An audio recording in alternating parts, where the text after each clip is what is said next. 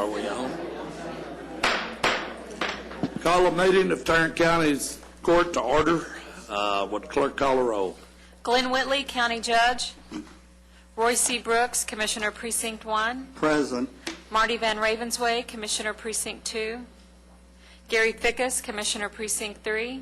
Here. J.D. Johnson, Commissioner Precinct 4. Here. Constitutes a quorum. All right, thank you. Our invocation day is going to be brought to us by David Barrett, the chaplain for the Sheriff's Office. David? Please remain standing after the prayer for pledges. Let us pray. Almighty God, once again we stop at this special time to give recognition to you. Before we enter that frenetic time between the turkey and the tree, we pause to give thanks.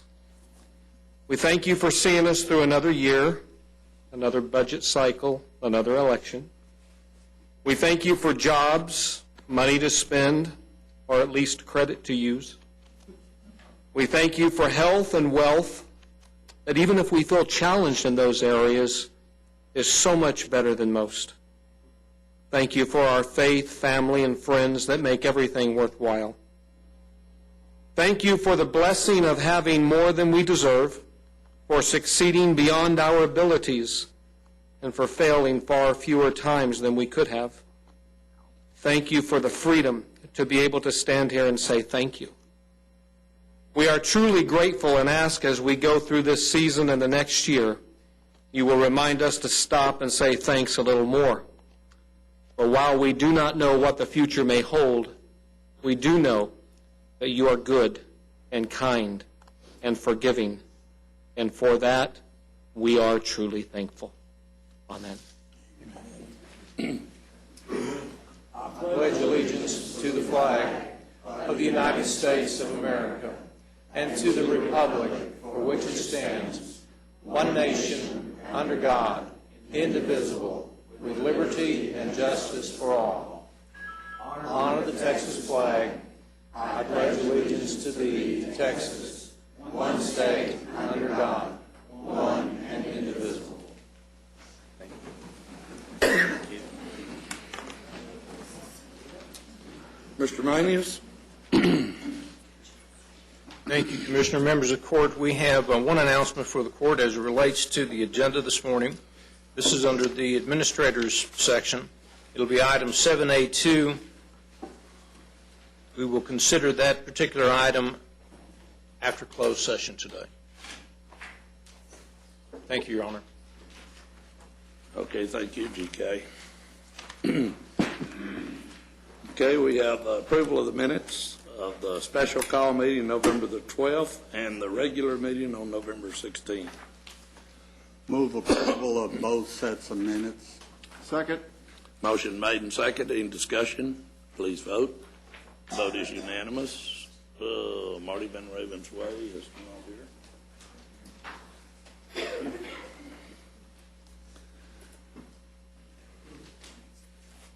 We have the consent agenda.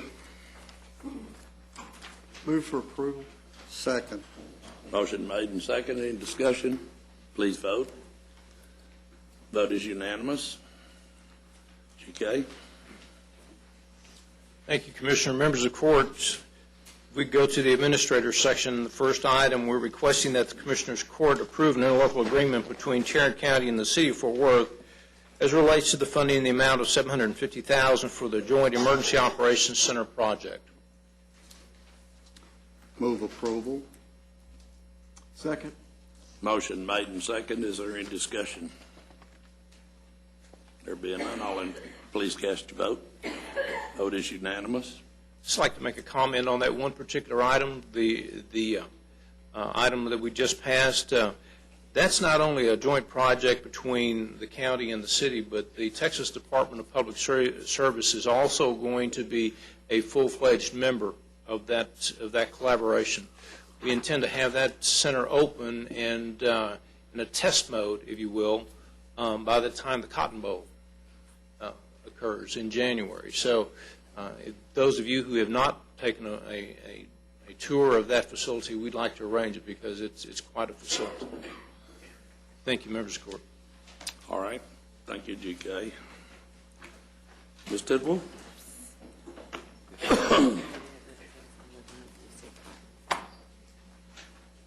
This morning, we have one item for the court's consideration, and that is to receive and file the auditor's report for the Information Technology Department controls over the development of the electronic case filing system. I have just a couple of comments that I'll make on the report, and I'll be happy to answer any questions. First of all, the report is lengthy and does contain a lot of information and a lot of numbers.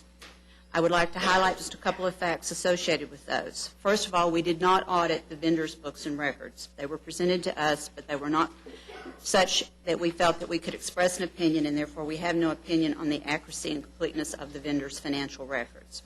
The county to date, according to our audit, has made payments in excess of the $5.2 million associated with the electronic case filing system. Of that money, $550,000 was the amount originally spent with Sierra for the development of the original system. Another $1 million has been spent since that time on maintenance and support and basically break fix to make what we originally built work. Then that leaves another couple $100,000 that was spent to develop more or less a demo or a prototype of what the new system would look like. And then finally, the $2.95 million that has been spent to date for the development of the new system. As of the date of our report, that system is currently not in production. My understanding is pieces of it have been turned on for beta testing, but again, the system has not been tested and implemented as of today. When you say not in production, that says to me it's not being worked on, it's not being produced. Is that what you mean? I mean that the system, there's various pieces of the system that have been developed. I've seen a demo of the system. I'm not technologically adept enough to know and to test what I've seen. But until the system is actually accepted and put into... What you mean is that it's not online. It's not being used. That's correct. Not that it's not being produced. That's correct, yes. Thank you. I have a question. Do you know, in fact, if it is they're working on this to get it to that point where it can be used? Yes, there's Okay. been effort. Obviously, some of those efforts have not been progressing as quickly in more recent times due to some staff issues and things, I'm sure. But my understanding is that they're still working on it, they're still testing it, they're still working to put it in production. Is it ahead of schedule, behind schedule, or way off the table on schedule? To be honest with you, there was no schedule. That's part of the problem that we found was the deliverables and the budget and the schedules and the things that should have been present in the documentation. There was not adequate documentation. There was not clear, defined budgets and schedules associated with this project. So the IT department didn't have a timeline as part of the contract, Not that we were able to review, no, sir. and the vendor didn't have a timeline as to when they would accomplish the contract. There was not one that was available for us to review. The original contract that was issued to the vendor for the development of the system originally had some specific deliverables in it. The subsequent renewals and other activities were not documented in the county's books and records. The vendor hired a new person, and after that person came on board, most of the documentation associated with this project that we reviewed was provided by the vendor. The biggest problem that we had with this project, and what I want to make sure that I speak to today, is auditors talk a lot about segregation of duties, and people get tired of hearing that. But when you don't have segregation of duties, combined with when you don't have management oversight and supervision, then you have all of your resources vested in one employee, which is really what happened to a great extent on this project. The IT project manager had almost complete, if not certainly too much authority, in my opinion. They wrote the RFP. They were involved in the selection of the vendor. They were involved in the contracting with the vendor. They were over the project management. They accepted and approved the deliverables. They changed the scope of the project. They approved the invoices. And there was little or no oversight that we found that was truly knowledgeable of what this employee was doing. What have we done to correct that?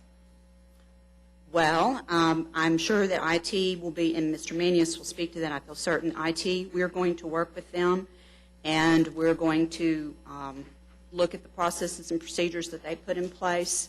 I'm sure documentation will be required. Hopefully, we will have budgets for projects. We will have those specific deliverables before we accept and sign off on these things. There needs to be more transparency. There needs to be more communication. People need to be knowledgeable about what is going on. And various people, I'm sure, have various pieces of that, but we were not able to go to any one place and find that information and review that information. And again, the employee, this is one of the most difficult audits I've done from the standpoint that the employee that we're speaking about has not been available and is not available or accessible to me. So I was not able to ask that person a lot of questions that I would have asked otherwise. Do you routinely audit IT? Since I've been here, no, sir, I have not looked in that area. The local government code is very specific about things that I must audit. My resources, like everyone else, are short, so we try to focus where we see the most risk.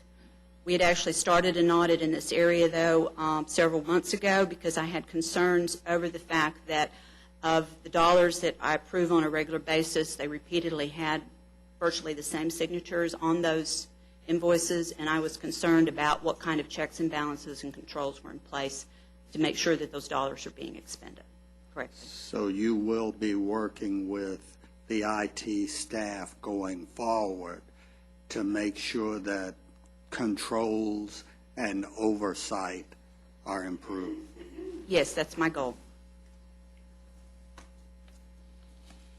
In your report, did you come to any conclusion that this was a one person making all these decisions, or were there multiple people involved in making the decisions to, as you said, write the specification, work with the vendors, award the contract, or, you know, all the way down the line?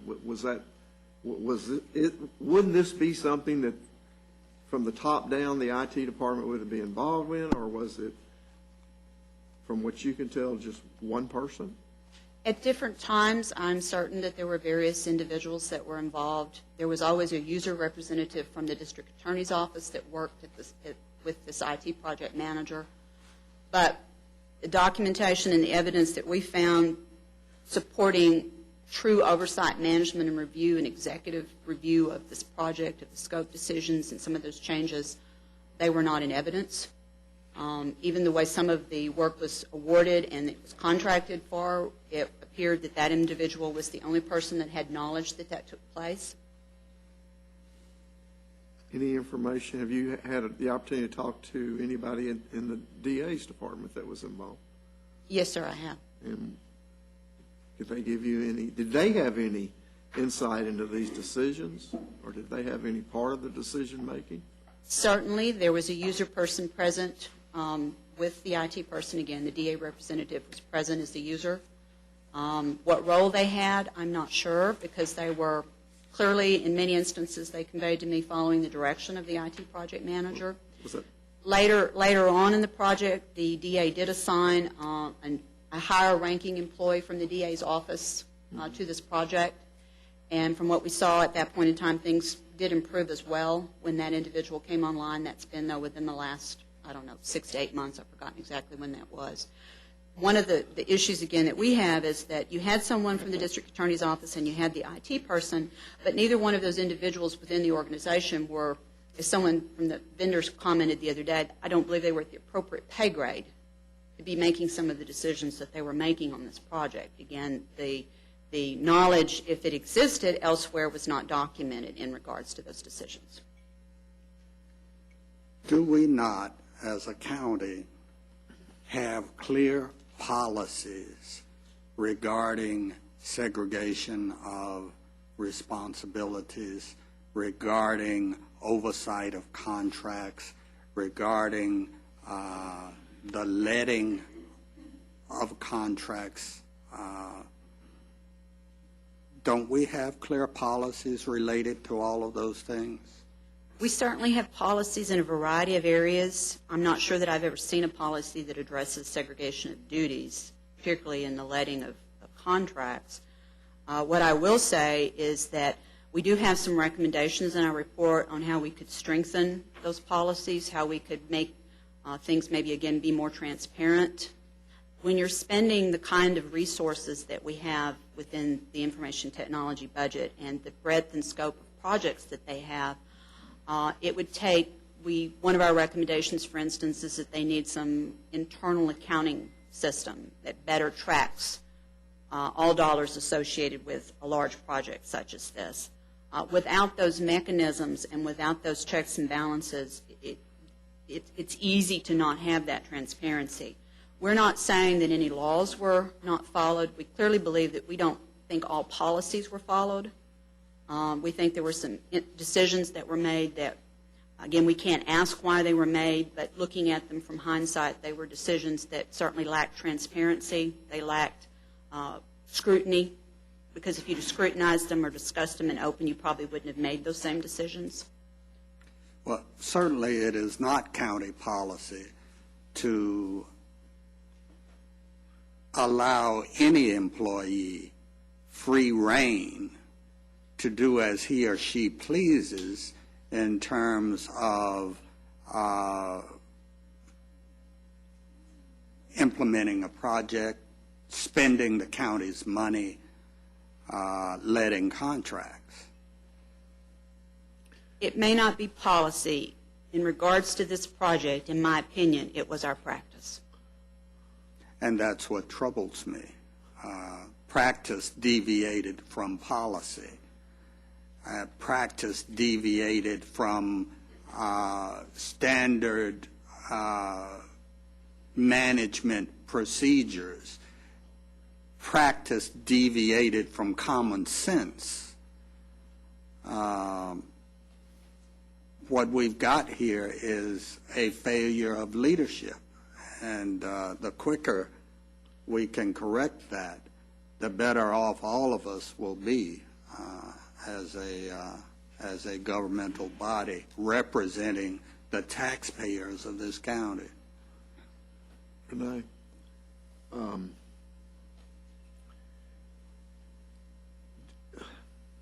gosh, I lost my thought. Go ahead. It'll come back in a moment. Well, I would summarize by saying that I'm sure there are a lot of reasons why practice became what it was. Not saying that any of them would justify it, but there's always reasons. There's always people make choices originally. I'm going to ascribe good intent to all of us. We all come to work each day with the intent of producing a product and feeling good about that product. The product that I saw, if it works, if it's as represented in the demo, it looks like a product that will add value to the county. Unfortunately, I can't speak to that value, though, as of today, because, again, of the things that we've already discussed. I think there's a lot of room for improvement. I think there's seriousness in the findings that we have here that require immediate corrective action. Management in this area has expressed a desire and willingness to do that. Again, speaking to the people involved, I think that there was a lot of trust, there was a lot of knowledge, and there was a lot of authority vested in the employee. And several people's comment to me was basically something to the effect that after that person signed off, they signed off, because that person had the knowledge. And that's an easy place for all of us to find ourselves, but it's certainly not a safe place for us to be. It's not a place that even I would want you to entrust that kind of authority and responsibility in me. So, again, hopefully when we turn this system on, it will work. It will be the value-added system that it appears to be. My thought came back. Yes, sir. Did the purchasing department have any part of issuing these contracts?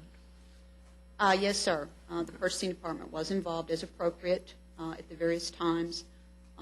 In some instances, we have a recommendation, and I'll briefly mention it. We buy things off the state contract. We're authorized to buy off the state contract, particularly for technology purchases. Those are not required to come back to this governing body for any reason, any dollar amount. So when the purchase orders were submitted and submitted to purchasing processed them, and they did not come back to this governing body to be considered. I think the county really needs to look at that. There's nothing wrong with buying off the state contract, but again, we need disclosure. We need to make sure that we know what those dollars are being used for, which bucket they're going in, and then that way the court also, I think, needs to be involved in certain dollar amount purchases. Okay.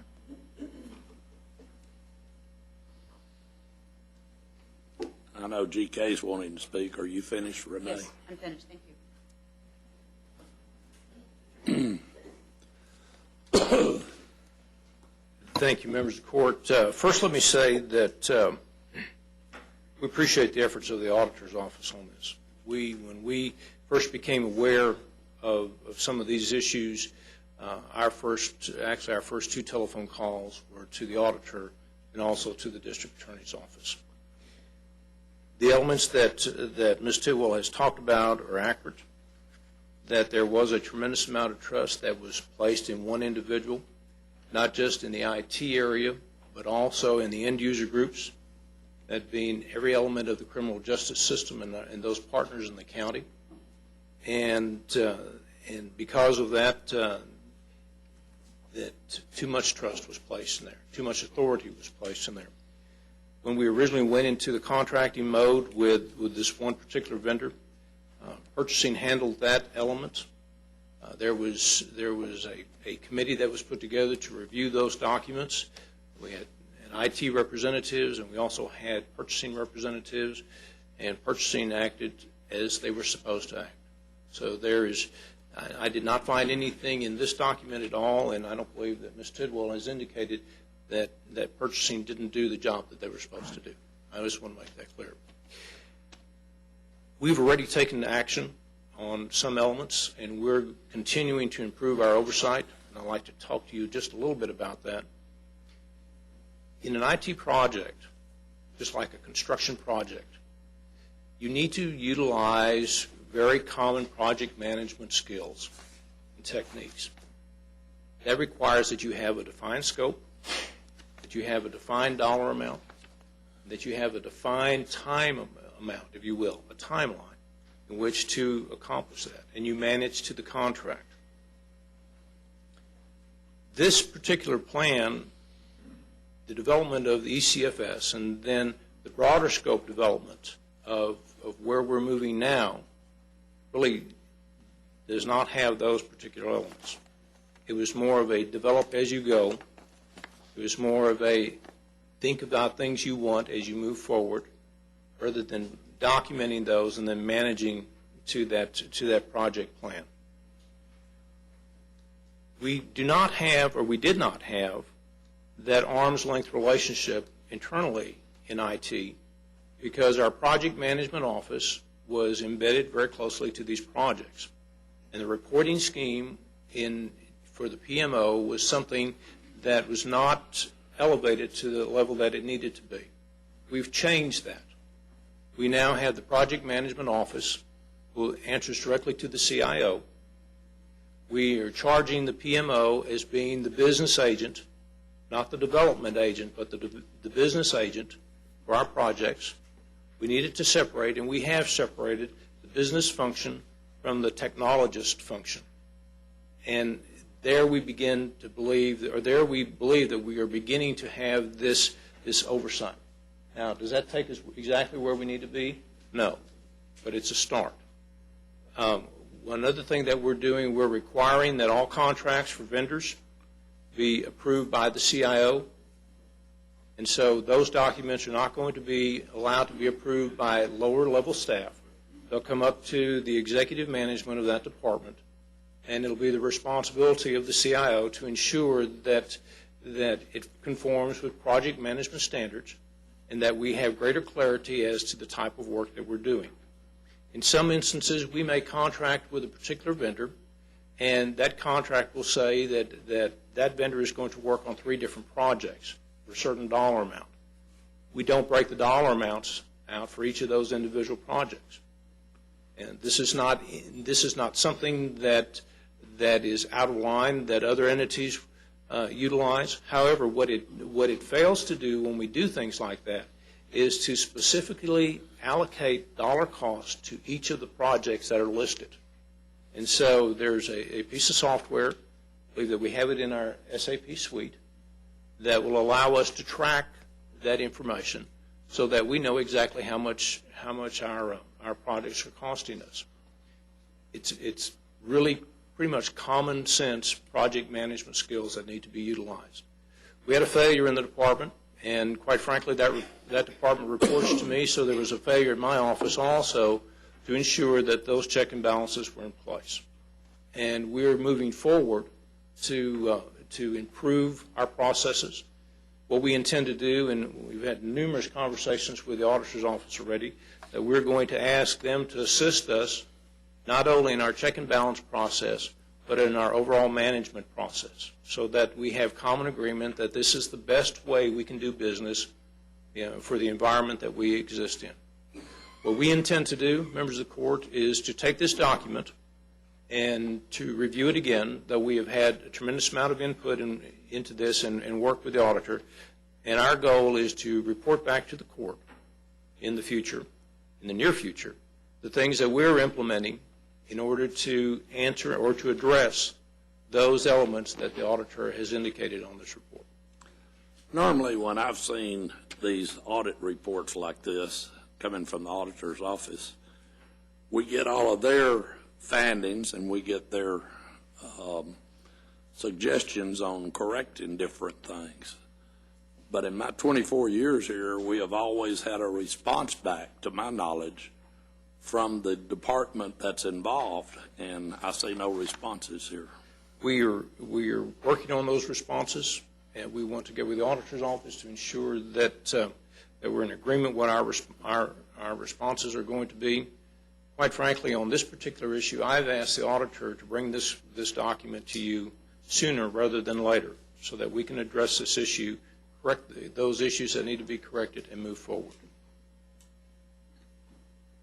Does Mr. Smith have any comments that he'd like to make on this audit?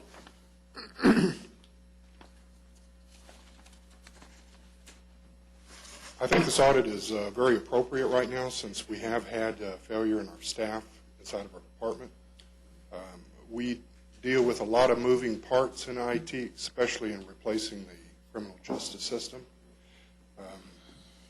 As you know, times have been tough. Money's not always been available to complete some of these projects as we've cut back on budgets.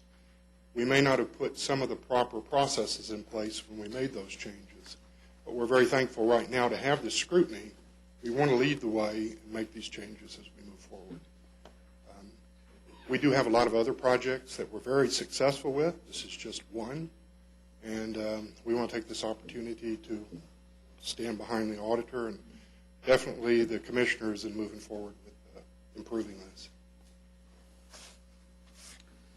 Steve, there was upward to $5.5 million spent,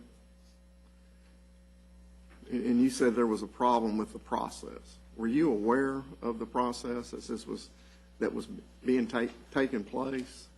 That you had one vendor, I believe, who basically hadn't finished but ran out of money, county money. You brought another vendor in who we paid, and that vendor paid the first vendor. Is that, am I saying that right? Yeah, this process came to my attention. Is that common? No, sir, it's not very common at all. I know that at the county we do have DIR processes in place that we can use to buy product from, and I know in this case it was done according to policy of the county. What is DIR? Department of Information Resources. They have a contract with the state that allows technology departments to buy goods and services from them. No, it did not come to my attention right away. When the employee at hand came under scrutiny, I started reviewing those processes, and I refused to pay those invoices at first until we got a proper explanation. IT is a very, very large department. We handle wiring, telephones. It's so many different moving parts. We have executive management over each of those departments that normally review those processes. I've now changed that so that I review that in my office. Every single process, policy, contract comes through my office. When was this change made? As it became aware to me that we had one employee that we put a lot of trust in, you know, when you can either be really good trusting somebody or it can be bad. It's a very fine line. In this case, we discovered that much trust probably was not good, and I started reviewing all those processes about, I guess it's been about 6 weeks ago that we started looking. GK and Steve, I want to say to you that we've spent a lot of time, effort, and money over the years building the reputation of this county in the state and in the nation as an innovator, as a unit of government that does things right, that does things by the book, that accomplishes good results, that are typically the model for other counties in the state. One incident like this has brought us low. It has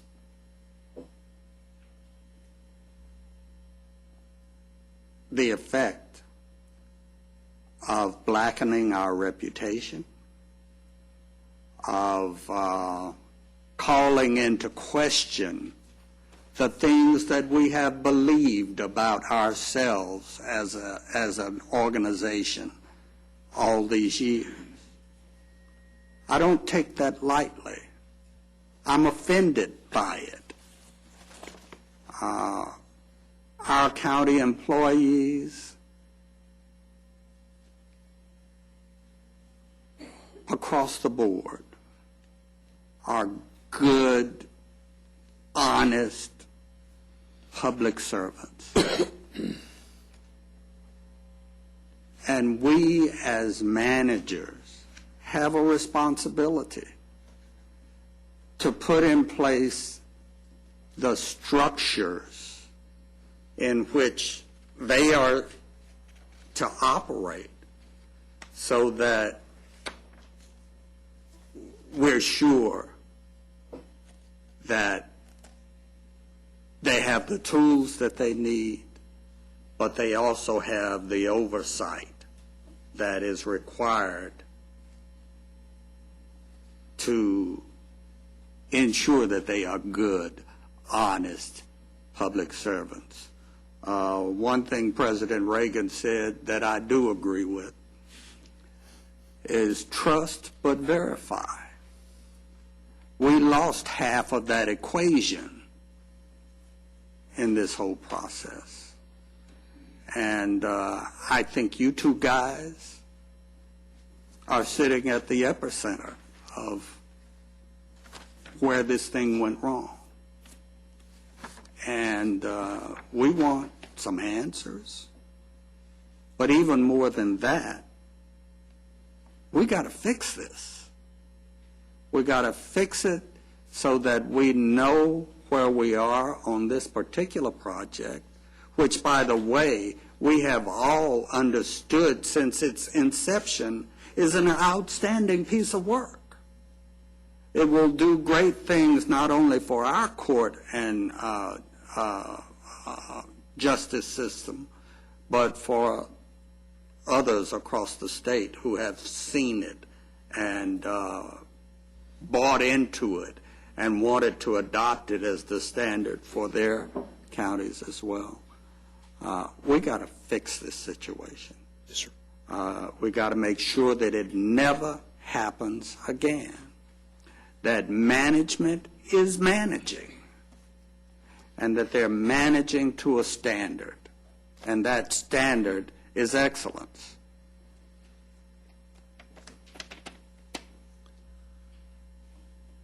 Any further comment? We're just requesting that you receive and file the report. Well, I haven't seen, except for a portion of this report that the DA's office has under investigation right now. I still don't see that any money has moved improperly away from this county. Am I missing something? No, sir, I don't believe so. There has not been anyone who, at least as far as we know now, that no one has put money in their pocket. You know, the money that we've expended, while we've received a product for that, it's not in production yet, but it's in our test system. Not in production is not a good way to describe that. We're not utilizing it yet, but we intend to utilize it. Thank you. I'll give you a great example. The JCMS project, everybody knows that is a tremendous success. We haven't implemented it yet. We're doing the final testing, but that doesn't mean that we didn't get a value from that. And quite frankly, when you begin to see what this system will do and the long-term return on investment on this system that we're developing, I believe it's going to be something that this county is going to be proud of, and quite frankly will be the basis for a statewide effort to improve operations of criminal justice, not only in this county but also in this state. That's what we've always believed, and that's why we spent the money. And Commissioner, quite frankly, I still believe that wholeheartedly. But we take your words very serious, and we understand the issue of our presence not only here but also statewide. We're going to try to ensure that our image is one that is very positive. Move approval to receive and file. Second. Motion made and second to receive and file. Any further comment? Being none, please vote. Vote is unanimous. Ms. Snyder? We have one claim today. The Risk Management Board is recommending the approval of the claim in the amount of $1,057 to Janie Long. Move approval. A second. Motion made and second. Any discussion? Please vote. Vote is unanimous. Thank you. District Attorney, Mr. Wright. We're requesting authorization for the auditor to cash a subrogation check in the amount of $1,140.03. Move for approval. Second. Motion made and second. Any discussion?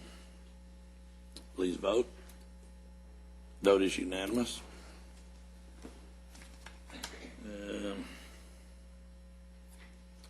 Human Services, Ms. Glenn. Good morning. We have 3 items for the court this morning. The first item, we're asking the court to receive and file the personnel agenda.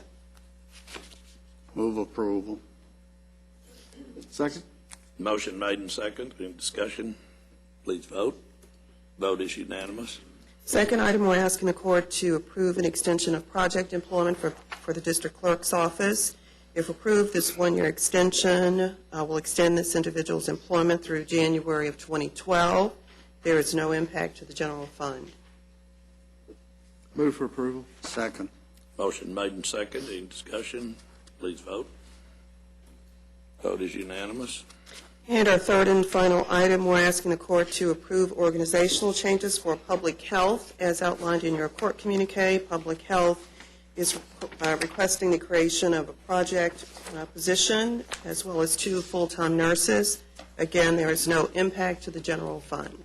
These are grant-funded Yes, positions. yes, sir. Move approval. I'll second. Any discussion? There being none, please vote. Vote is unanimous. Thank you. Thank you. Mr. Beecham.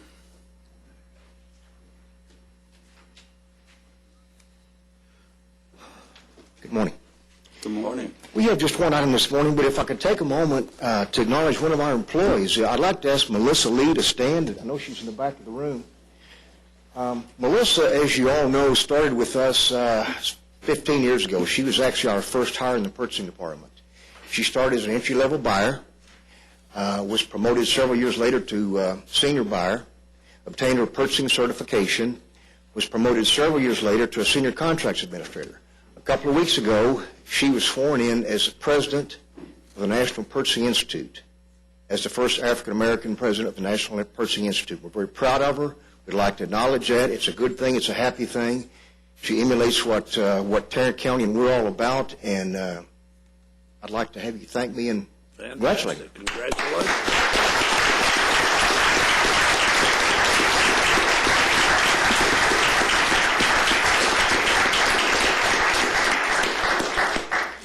Our first item is an RFP for RFP number 2010-111. This is for prisoner extradition services for our Sheriff's Department. Our recommendation will be to award the primary and secondary vendors as shown in court communique. If approved, we're also seeking contract approval. We did receive a bid from a company called North Atlantic Extradition.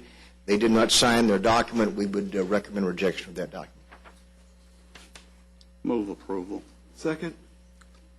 Motion made and second. Any discussion? Please vote. Vote is unanimous. Thank you, Jack. Thank you. And congratulations to Melissa. I don't know whether that was because of your leadership or in spite of, Jack, but we're very proud of her.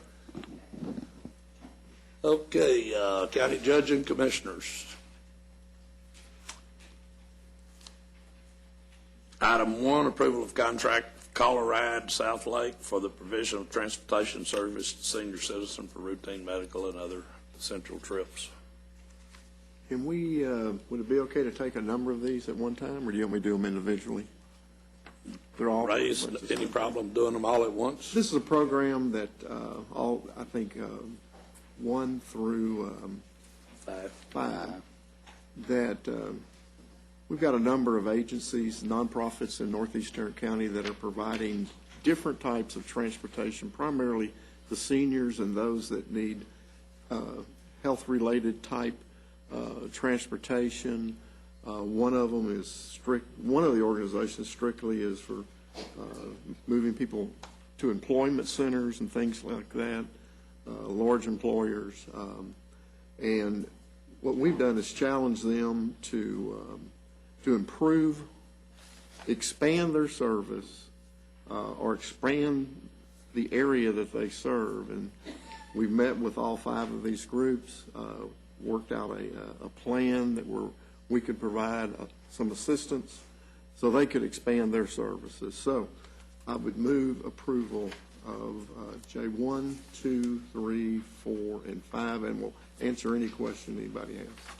I will second your motion for the sake of asking questions. What type of assistance are we providing?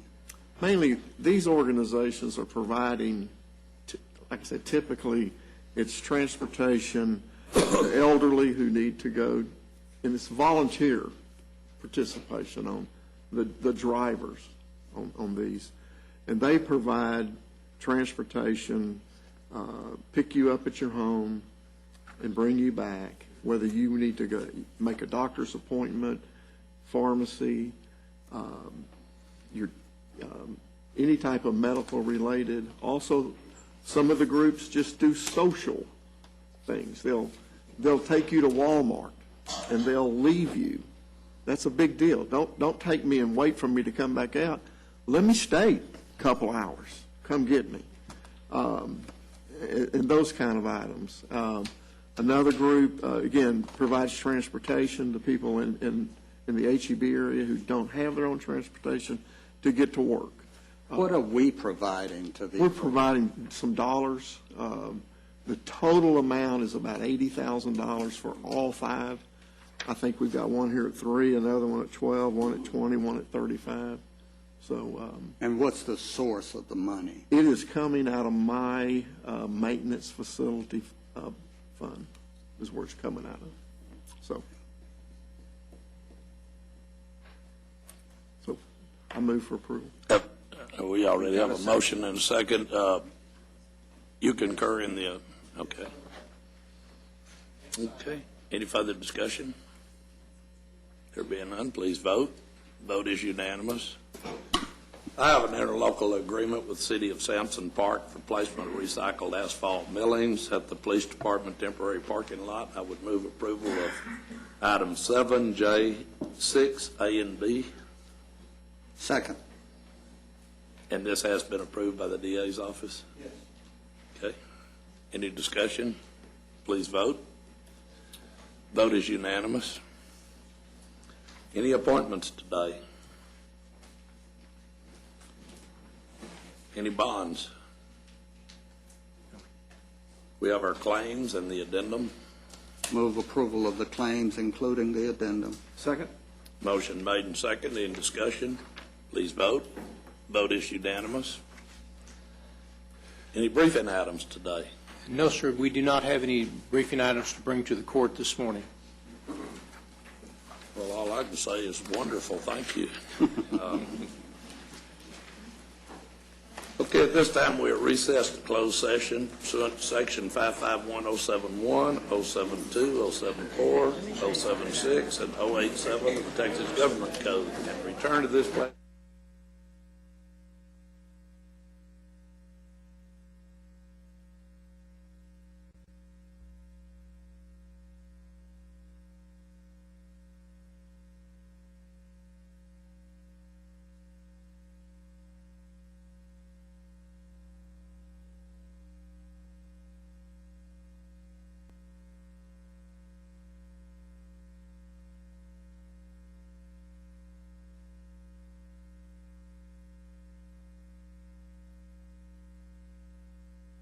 Call the meeting back to order. We have concluded our executive session. We have one item of business under 7A2. I move approval of that item with the understanding that it terminates our relationship with that firm. Is there a second to that motion? Is there a second to that motion, Mr. I have a second. Oh, no. All right. Motion made and second. Any further discussion? There being none, please vote. The vote is unanimous. Thank you, members of the court. I appreciate it.